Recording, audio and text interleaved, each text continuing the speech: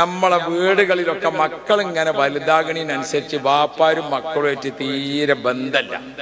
ചെറുപ്പത്തിൽ നമ്മൾ ഓമനിക്കലും മുത്തലും താരോലിക്കലും ചോറ് വാരിക്കൊടുക്കലും കുട്ടികൾ നമ്മളെ തൊള്ളേക്ക് ഇങ്ങോട്ട് വാരിത്തരലും ഒക്കെ ഉണ്ടായിരുന്നു.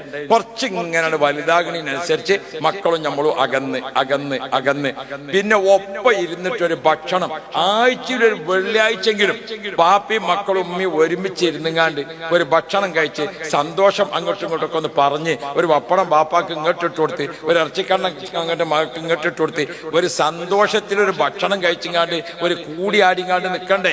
അപ്പോഴല്ലേ കുടുംബം എന്ന് പറയുന്നത്, അപ്പോഴല്ലേ അതിന്റെ റാഹത്ത്. ഞാൻ എൻ്റെ പ്രിയപ്പെട്ടവരോട് ഓർമ്മപ്പെടുത്തുന്നത്, ഹൃദയം അറിഞ്ഞ ബന്ധം നമ്മുടെ വീട്ടിന്റെ അകത്തളങ്ങളിൽ ഉമ്മയും വാപ്പയും അതേപോലെ തന്നെ മക്കളും മക്കളെ മക്കളും ആ ഒരു കുടുംബ ജീവിതമുണ്ടല്ലോ, ആ ജീവിതത്തിൽ നമ്മൾ പരസ്പരം നല്ല പോലെ കാത്തു സൂക്ഷിക്കണം. രക്തബന്ധം, വിവാഹബന്ധം, അയൽവക്ക ബന്ധം, ഈ ബന്ധങ്ങളിലൊക്കെ ഉള്ള ആളുകളുമായി മനസ്സിന്റെ പൊരുത്തത്തിൽ അതാണ് ഏറ്റവും പ്രധാനം.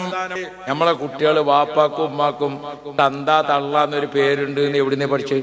നമ്മൾ പറയും മറ്റേ ചെറുക്കനെ കൊണ്ടാണ് പഠിച്ചത്. ആര് പറഞ്ഞു? നിങ്ങൾ ദേഷ്യം മുറിച്ചപ്പോ പറഞ്ഞു എന്റെ തള്ളനോട് പറഞ്ഞു, തള്ള പറഞ്ഞ് തന്തനോട് പറഞ്ഞോളാ. അങ്ങനെ വീട്ടിൽ നിന്ന് തന്നെയാണ് ഉമ്മാക്കും പാപ്പാക്കും ഏത് പേരുണ്ട് എന്ന് പഠിച്ചത്. നമ്മളെ കൊണ്ട് തന്നെ അത് പഠിച്ചത്. ഒരു മാതാപിതാക്കളായാൽ